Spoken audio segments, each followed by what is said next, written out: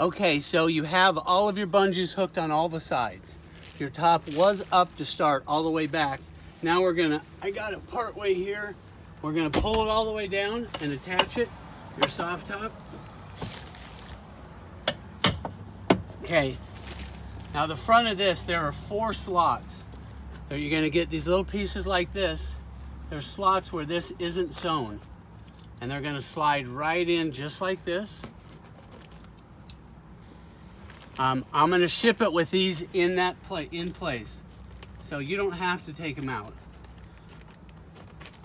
Okay, then all this is gonna do, you push it all the way to the top. One fell out. Where'd that go? I just sucked another one out.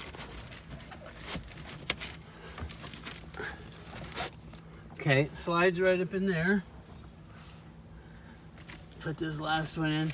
Now, as it goes up in here, all you do is lift up a little so those things go behind, and then it can't slide back out.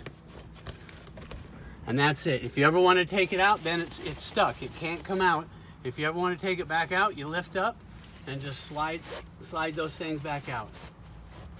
And that's it. That's in right there. That's all it is.